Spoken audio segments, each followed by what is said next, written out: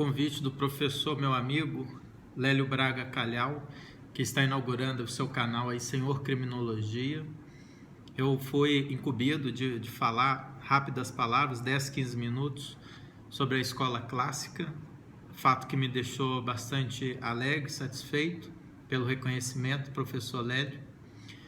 E antes de começar a falar, eu quero me apresentar. Meu nome é Warley Belo, eu sou advogado há 20 anos, advogado da área criminal e professor há mais de 15 anos, uns 17 anos mais ou menos.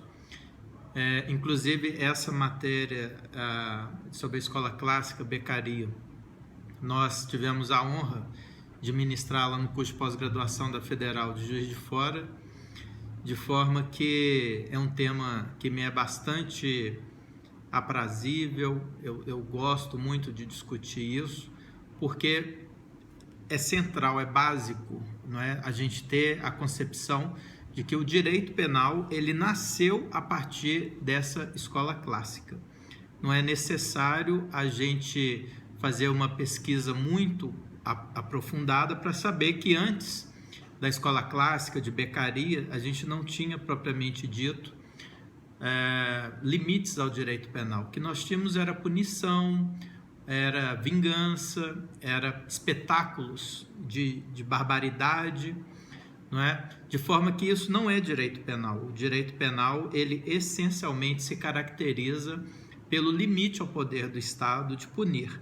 E esse limite ao poder do Estado de punir, ele só nasce a partir do instante em que nós temos o limite, né? E esse limite desse poder do Estado de punir, essa ideia surge com a escola clássica, que é isso aqui que a gente vai debater. Espero respeitar esse tempo, porque é um tema fascinante e é de primeira importância realmente para o conhecimento não só dos alunos, estudantes de direito, mas de uma maneira geral, né, os profissionais e a sociedade em geral também, para ter esse tipo de visão. De forma que esse tema, por ser muito amplo, muito rico, e a gente tem um tempo diminuto, a gente vai usar esse meu livrinho aqui, da aplicação da lei penal. Esse livro ele está publicado pelo Clube de Autores, mas ele foi adquirido agora o direito dele pela Brasil Publishing, que vai publicá-lo agora em 2020. De forma que, antes da gente iniciar no assunto propriamente da escola clássica, é necessário a gente observar o momento que essa escola clássica nasceu. Por que essa escola clássica nasceu? Essa escola clássica, ela nasce dentro de um contexto da Inquisição, onde nós tínhamos o pecado e o crime, onde nós tínhamos a religião e o direito e a moral, tudo meio que misturado, onde nós tínhamos a tortura sendo praticada abertamente, onde a confissão era considerada a rainha das provas, e nós tivemos essa Inquisição durante mais de 400 anos. Eu tenho aqui um livro que eu gosto de indicar, que é a História das Inquisições, Francisco Bettencourt, onde ele vai traçar o porquê a Inquisição foi o sistema político que mais durou na história política da civilização do ser humano, não é? Por que durou mais do que o Império Romano? Então, a conclusão dele é que a Inquisição ela foi mudando, não é, de inimigos. Então, ela começou com a cruzada, depois perseguiu os judeus, e aí teve a situação de virem para o Brasil os judeus fugindo da Inquisição. É o episódio conhecido aí como quando eles estiveram lá no Nordeste, né, em São Luís e no Recife, o Nassau, né, que foi aqueles holandeses, eles eram judeus fugindo da Inquisição. Daqui também foram expulsos e foram parar na Nova Amsterdã, hoje conhecido como Nova York, né? Depois perseguiram as mulheres E nas mulheres, essa inquisição, eu cito muito e gosto de dar essa indicação desse livro, Apuntes sobre el Pensamento Penal en el Tiempo, do Zaffaroni, que quando a gente cita o que ele fala nesse livro em sala de aula, é sempre aquele espanto, aquele assombro, porque as mulheres foram perseguidas pela Igreja Católica, e o fundamento dessa perseguição nesse livro é bastante interessante. Mas a perseguição era de todos. E aí eu cito mais um livro, que é esse daqui, um clássico também da história, que é O Queijo e os Vermes, do Ginzburg, que ele vai tratar um processo muito peculiar na ideia de que um moleiro, ele dizia que a terra parecia um grande queijo, onde os humanos seriam os vermes. Então ele falava isso nos bares, isso acabou chegando ao ouvido da Igreja Católica, da Inquisição, e ele foi processado e morto ao final, não é, em decorrência desse posicionamento. Então a Inquisição, ela não tinha assim nenhum tipo de limites, não é? A sua punição, ao seu processo, aos rituais, eram coisas totalmente vazias. A gente cita aqui no livro uma configuração muito próxima do que Kafka, no livro O Processo, ele desenvolve ali com Joseph K., que é aquele acusado, porque ele é um objeto do processo, ele não tinha direitos. Então a gente tinha naquele momento ali do século, início do século XVIII, né, até o finalzinho, ali a queda da Bastilha, nós tínhamos esses processos, monstruosidades, esses costumes ferozes, leis desumanas, juízes desalmados, implacáveis, truculentos, não é? Uma situação muito perversa, uma ideia muito pervertida e muitos erros judiciários. Veio aqui agora a lembrança o caso da Joana d'Arc, por exemplo, que todos nós conhecemos. Então foi neste momento que surge a escola clássica, e nós trazemos aqui esse livro Beccaria dos Delitos e das Penas. São muitas edições dele, esse aqui é uma dessas edições, e esse livro, não é, escrito por Beccaria, que ele não era jurista, ele era economista, não tem formação jurídica, ele traz uma crítica a isso que estava acontecendo, a essa Inquisição, não é? E ele publica esse livro em julho de 1764, em Milão, e esse livro é um sucesso estrondoso. Esse livro ele é traduzido em vários idiomas, porque ele é simples, e ele acolheu aquilo que estava naquele momento ali fervilhando, que era a insatisfação em todos os setores da sociedade com a Inquisição. Nessa última etapa, onde as mulheres acusadas de bruxaria, as pessoas começavam a perceber que havia uma acusação indiscriminada, de forma que a burguesia também ela estava insatisfeita com as proposições da Inquisição, que limitava ali o comércio, o lucro, não é? De forma que todos os setores da sociedade estavam insatisfeitos, esses setores estavam insatisfeitos, de forma que aqui nesse livro dos Delitos e das Penas, que Beccaria publicou de uma maneira apócrifa, porque ele não assinou esse livro nos primeiros momentos, nas primeiras 6 edições, para ser mais exato, tendo em vista que ele seria morto fatalmente, fato este comprovado porque esse livro entrou no Índex da Igreja Católica, não é? Em 1766, e só saiu desse índex com o Concílio Vaticano II em 1966. Então esse livrinho, esse opúsculo, ele ficou proibido de leitura, não é, para os católicos, sob pena de excomunhão, porque ele estava previsto nesse índex da Igreja Católica nesses 200 anos, e em 1966 é que ele foi retirado. E o que ele fala de tão grave assim?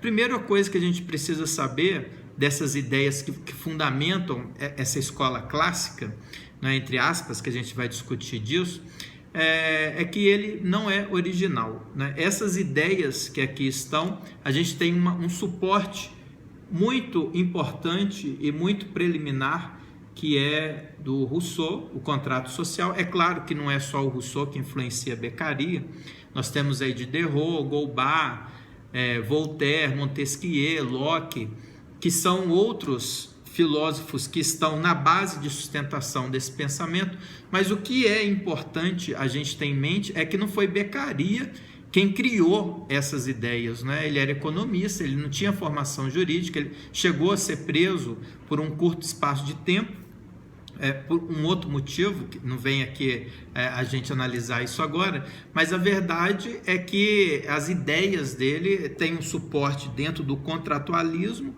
e do utilitarismo, né? Essa é a ideologia do humanismo do século XVIII, e o grande mérito dele foi simplificar as ideias, aí, principalmente de Rousseau, que ele cita, ele fala do contratualismo nos primeiros capítulos de uma maneira aberta, literal, não é? De forma que ele simplifica essas ideias que nós tínhamos ali. Então ele pugna pela essa queda da justiça inquisitorial, dessa justiça inquisitiva, não é?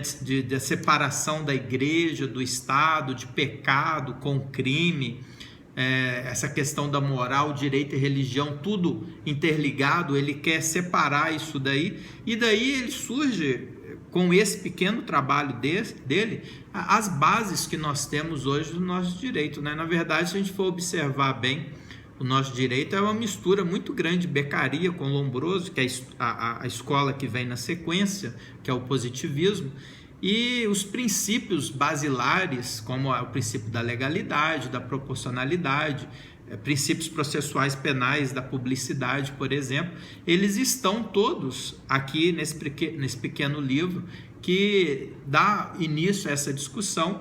Inclusive, a gente cita princípio por princípio, né?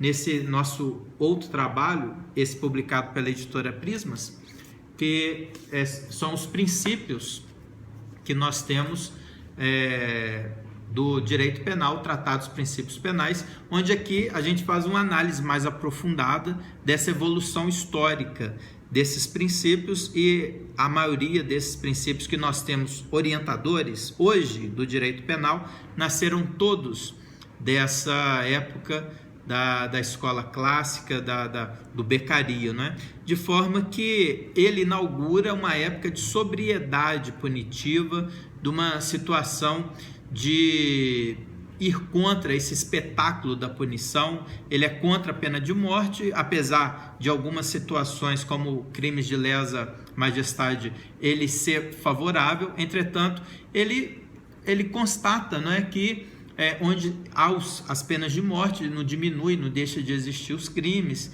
e etc. Então ele tem uma sobriedade baseado nesses filósofos que aqui nós citamos, e influencia a partir dele toda uma geração, né? Influenciou as constituições seguintes, influenciou o Código da Baviera, influenciou o Código Criminal do Império, em 1830, aqui do Brasil, que nós tivemos as bases todas ligadas a essa moderna ideia, né, na época dos delitos e das penas, o código muito elogiado, o Código Criminal do Império do Brasil, porque exatamente trazia essas ideias.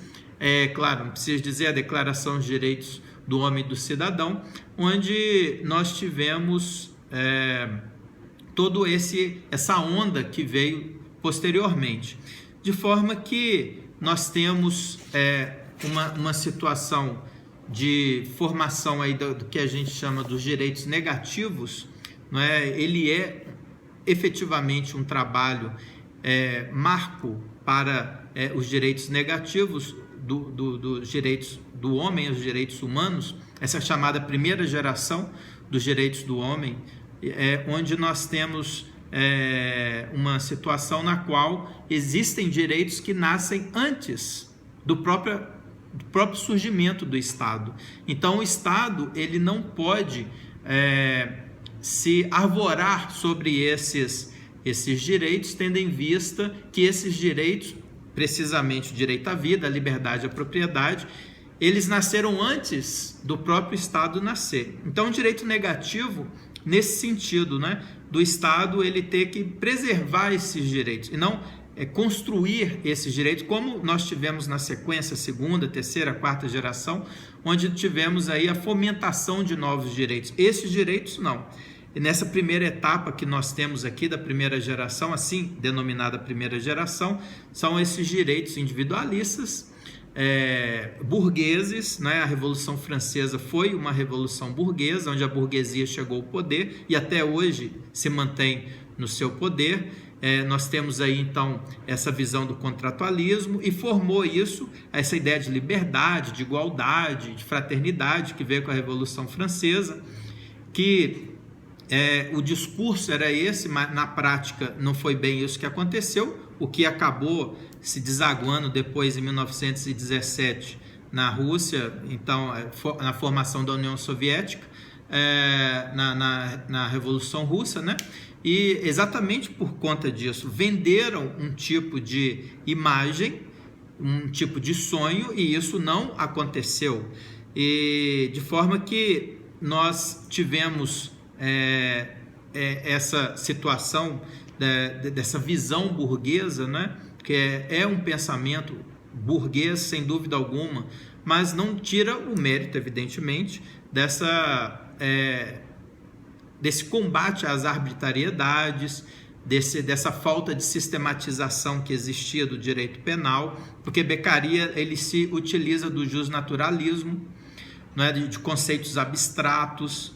Ele acreditava num direito superior, baseado no método de observação, nesse pensamento abstrato. Eu costumo falar que a escola clássica, a pessoa, Beccaria, senta ali na rede e fica imaginando como seria ideal, qual direito penal seria ideal.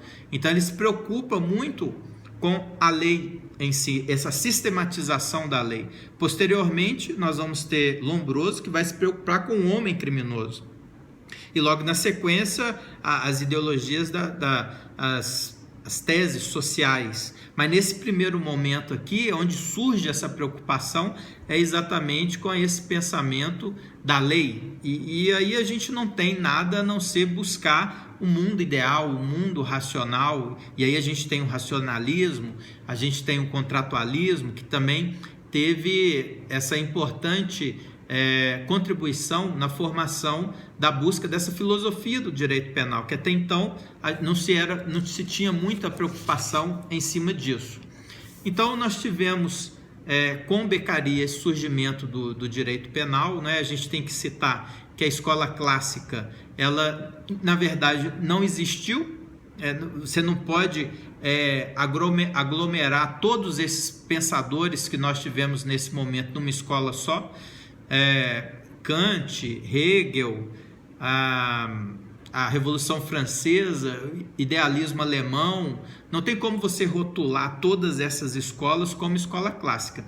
Essa denominação escola clássica foi assim denominada pejorativamente por Ferri, no intuito clássico de antigo, né? Ele estava ali formando, junto com Garofalo e Lombroso, a escola positivista, e ele foi muito peculiar para ele, foi muito simplista colocar todos que pensavam contra o positivismo como clássicos, né? Nesse sentido de antigos, nesse sentido de pessoas que não estavam ali dentro daquele pensamento do que surgia da escola positiva, de forma que o Beccaria ele não encabeçou nenhum tipo de escola. Nós não tivemos uma base crítica de sustentação, de forma que esse nome foi dado exatamente pelo positivista, especificamente aqui de Ferri. O que nós temos então é uma situação na qual dos delitos e das penas, ele vai ter algumas situações de citar por exemplo, que a infração ele tem um fundamento moral, né? O crime é uma visão moral, quer dizer, aquela situação da pessoa escolher praticar o crime. Então, é uma situação que é uma das críticas, né, que se faz sobre a escola clássica, porque você coloca todos no pé de igualdade. Então, seria, sim, um discurso da tirania perfeita, ao você pontuar todos iguais, não é? Porque a pessoa escolhe ali ser criminosa, então nós somos todos iguais, e um ou outro escolhe ser criminoso e rompe com o contrato social, de forma que você retira toda a responsabilidade da sociedade, por exemplo. Você coloca toda essa responsabilidade em cima do indivíduo. Nós tivemos, a partir dessa escola, como eu já havia dito aí, né? Os princípios, citamos aqui o nulo crime, nulla pena sine lege, o princípio da legalidade, e já ultrapassamos aí em muito, né, os minutos que foram concedidos, mas apenas para concluir, o Beccaria, ele vai buscar assim a humanização, e ele, como exemplo da escola clássica, majoritariamente vai buscar essa humanização das sanções criminais contra o espetáculo dessa crueldade, criticou, né, a Inquisição, que é um fator, na verdade, que até hoje continua sem solução isso, né? Nós temos ainda, em determinado quadrante, essa crueldade, esse tipo de situação dentro da punição. Claro que não é aquele espetáculo de barbaridade que existia nas praças públicas, mas ainda nós temos, sim, uma situação lamentável ainda, que não se resolveu ainda, essa questão da pena. Os princípios todos elencados no livro são importantes, porque até hoje nós temos essa base, contra a tortura, contra a visualização do crime como pecado, o princípio da legalidade, ele luta pela escrita da lei na língua materna da pessoa, antes era só escrita em latim, de forma que esses princípios, né, legalidade, igualdade, proporcionalidade, publicidade, humanidade, tudo isso nasce da escola clássica e tem como elemento central esse livro dos delitos e das penas. Passei um pouquinho aí do tempo, um pouquinho não, um tanto, né, do tempo, peço desculpas, espero contribuir em outra oportunidade de uma maneira mais profícua. Então, muito obrigado e até a próxima vez.